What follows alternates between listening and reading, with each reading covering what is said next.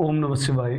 मेरे शिव चैनल पर आप सबका स्वागत है। सबसे पहले तो आप सभी शिव भक्तों के चरणों में मेरा प्रणाम। बात करते हैं भगवान शिव के 64 स्वरूपों में अगले स्वरूप यानी गज संहार मूर्ति के बारे में। एक ऐसा दिव्य स्वरूप, और इस वीडियो में हम जानेंगे एक ऐसे दिव्य शिवलिंग के बारे में जिसके दर्शन मात्र से काशी में जितने भी शिवलिंग हैं, चाहे वो ज्ञात है अज्ञात है, चाहे आप उनका नाम जानते हैं या नहीं जानते हैं, या फिर जो अभी एग्जिस्ट करते हैं, अस्तित्व में हैं और जो विलुप्त हो चुके हैं, ऐसे शिवलिंगों के दर्शन का जो पुण्य आपको प्राप्त होता, वो पूरा का पूरा पुण्य अभी आपको केवल एक शिवलिंग के दर्शन मात्र से प्राप्त होता है। और साथ ही इसी शिवलिंग के दर्शन मात्र से आपको प्राप्त होता है 7 करोड़ रुद्र मंत्र जप का जो फल होता है, वो भी आपको केवल इसके दर्शन मात्र से प्राप्त होता है। बहुत ही दिव्य और अद्भुत शिवलिंग है। और साथ ही शिवलिंग से जुड़ी हुई अद्भुत कथा गज संहार मूर्ति के बारे में भी जानते हैं। तो वीडियो बहुत इंटरेस्टिंग है, पूरा देखिएगा।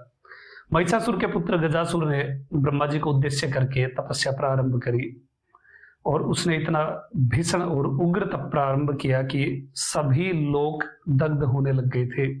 सभी देवता उससे पीड़ित हो गए, उस तपस्या से पीड़ित हो गए। इतना भयंकर उसका तप था। सभी देवता ब्रह्मा जी की शरण में गए और ब्रह्मा जी से विनती करी कि आप जाकर के इसे वरदान दीजिए और इस भीषण उग्र तप से हमें बचाइए। तब ब्रह्मा जी गजासुर के समक्ष प्रकट हुए। गजासुर ने वरदान में मांगा कि मैं किसी भी स्त्री या पुरुष जो काम के द्वारा जीता गया है उससे अजेय रहूं, उनके द्वारा कभी भी मैं मारा ना जा सकूं। जो भी प्राणी काम के द्वारा जीता जा चुका है उससे मैं अवध्य रहूं। इस प्रकार का वरदान ब्रह्मा जी से गजासुर ने मांगा। ब्रह्मा जी के वरदान से अहंकार में चूर हुआ गजासुर देवताओं को प्रताड़ित करने लग गया और उसने स्वर्ग पर आधिपत्य प्राप्त कर लिया। इसके बाद भी उसका मन नहीं भरा और वो बहुत अहंकारी हो गया था। उसने सभी जातियों के लोकों में जा करके अपना प्रभुत्व स्थापित किया। उसने नाग लोक को जीता, उसने गंधर्व लोक को जीता, यक्ष लोक को जीता, किन्नर लोक को जीता। सभी लोकों में जाकर उसने अपना प्रभुत्व स्थापित किया।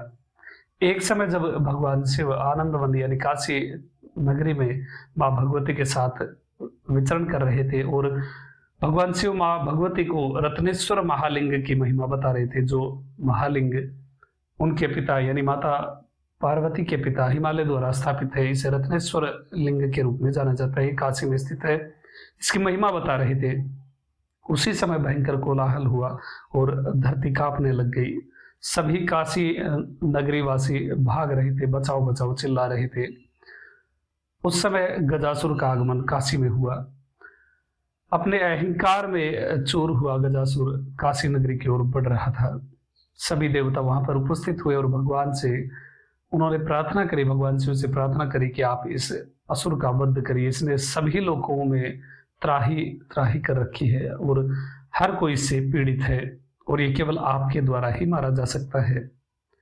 ब्रह्मा जी को इसका वरदान प्राप्त है कि ये किसी भी काम के द्वारा जीते गए जीव से नहीं मर सकता है। किसी भी देवी देवता जो काम के द्वारा जीते गए उनके द्वारा नहीं मर सकता, इसलिए केवल आप ही इसका वध कर सकते हैं।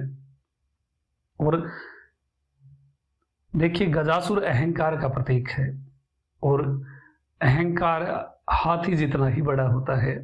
और अहंकार जब बड़ा होता है तो हमारा मार्ग अवरुद्ध हो जाता है। मान लीजिए आप कहीं किसी रास्ते पर जा रहे हैं और एक बड़ा हाथी उस रास्ते में बीच में आकर के बैठ जाए तो क्या आप उसे पार कर पाएंगे? आप उस पार नहीं जा पाएंगे, आगे नहीं बढ़ पाएंगे। और वही स्थिति हमारे जीवन में होती है। जब अहंकार रूपी हाथी हमारे जीवन में आगमन करता है तो हमारा आध्यात्मिक रास्ता, हमारा आध्यात्मिक मार्ग रुक जाता है। हम उस ज्ञान की ओर अग्रसर नहीं हो पाते हैं क्योंकि हमारा वो अहंकार रूपी हाथी आगे आ जाता है। इसलिए जिन शिव भक्तों के जीवन में अहंकार की प्रबलता है, घमंड की प्रबलता है, उन्हें गज संहार मूर्ति की उपासना करनी चाहिए, भगवान की शरण लेनी चाहिए और खुद का भी अवलोकन करना चाहिए कि हम कहाँ रुक रहे हैं। जब देवताओं ने प्रार्थना करी तो भगवान शिव ने अपना त्रिशूल उठाया और गजासुर से जब युद्ध हुआ तो भगवान ने उस गजासुर को त्रिशूल पर ही उठा लिया। बहुत ही अद्भुत और दिव्य स्वरूप और दिव्य दर्शन ये होता है जब भगवान शिव ने उस असुर को अपने त्रिशूल पर उठाया। त्रिशूल पर उठा हुआ गजासुर भगवान के ऊपर छत्र की तरह सुशोभित हो गया और मरते हुए गजासुर ने भगवान की स्तुति प्रारंभ करी। गजासुर ने कहा कि प्रभु, यदि आप मुझ पर प्रसन्न है तो मुझे वरदान दीजिए कि मेरा जो ये चर्म है ये बहुत ही पुण्यमयी है और सर्व सुगंधों से सुशोभित है। अगर ये पुण्यमयी ना होता तो इस रणभूमि में इस चर्म को, इस चमड़े को आपका सानिध्य कैसे प्राप्त होता, आपके अंगों से कैसे स्पर्श हो पाता यदि ये पुण्यमयी नहीं होता। इसलिए मेरी प्रार्थना है कि आप इस दिव्य चर्म को अपने लिए वस्त्र रूप में धारण करें। देखिए, आपने कभी भगवान का एक नाम सुना हो, गज चर्मांबरधारी, गज चर्मधारी।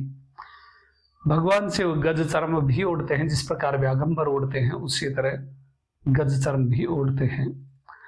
भगवान ने उसकी बात स्वीकार कर ली। फिर गजासुर ने पुनः कहा कि मैं चाहता हूं कि आज से आपका नाम कृत्तिवासा भी पड़े।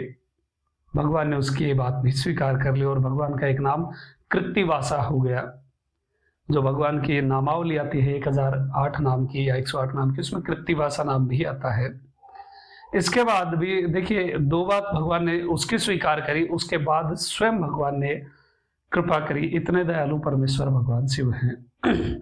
भगवान ने कहा, आज से तुम्हारे इस तुम्हारे जो दिव्य शरीर है, इससे उत्पन्न एक शिवलिंग होगा जिसका नाम कृत्तिवासेश्वर होगा और इस काशी में ये पुण्यमयी शिवलिंग सभी प्रकार के भोग और मोक्ष देने वाला होगा और काशी में जितने भी शिवलिंग है उन सभी शिवलिंगों का मस्तक स्वरूप ये कृत्तिवासेश्वर शिवलिंग होगा और इसके दर्शन से काशी में स्थित सभी शिवलिंगों के दर्शन का पुण्य प्राप्त होगा। ऐसा वरदान भगवान शिव ने उस गजासुर को दिया और उस समय भगवान ने उसके चर्म को, उसके पूरी स्किन को उसके मांस से अलग किया और वस्त्र रूप में धारण किया। यहाँ आप फोटो देख सकते हैं। और ये जो शिवलिंग अभी काशी में स्थित है, इसकी लोकेशन बहुत सारे लोग नहीं जानते हैं। यहाँ तक कि जब मैं वहां गया और इस लिंगम की खोज मैंने प्रारंभ करी तो वहां के बहुत सारे पुजारियों को भी ये नाम पहली बार सुनने को मिला। वो लोग नहीं जानते थे कि इसकी लोकेशन क्या है। फिर मैंने जो अल्टीमेट हेल्पर है वो गूगल है, गूगल की हेल्प ली और उस जगह पर पहुंचा जहां ये लिंगम स्थापित है। और इस शिवलिंग को आप यहाँ स्क्रीन पर देख सकते हैं। इसी शिवलिंग के दर्शन मात्र से आपको काशी में स्थित सभी शिवलिंगों के दर्शन की जितनी भी जो दर्शन का जो पुण्य है वो पूरा का पूरा प्राप्त होता है। और इतना अद्भुत ये शिवलिंग है, इसको आप स्पर्श करते इतना चिकना है, बहुत ही सॉफ्ट है और इसकी जो जलधारी है वो बिल्कुल रक्त वर्ण की है। ऐसा लगता है जैसे मांस में से निकल करके ये शिवलिंग आया है। ये गजासुर के शरीर से उत्पन्न हुआ शिवलिंग है और बहुत ही दिव्य शिवलिंग है। साक्षात भगवान का सानिध्य आपको यहाँ पर प्राप्त होता है। किंतु अभी जब आप इस स्थान पर पहुंचते हैं तो इसके जस्ट अपोजिट आपको एक मस्जिद दिखती है और ये शिवलिंग एक, ऐसा लगेगा आप किसी के घर के अंदर आए हैं। घर के अंदर आंगन में इस लिंगम स्थापित है, एक गड्ढे के अंदर।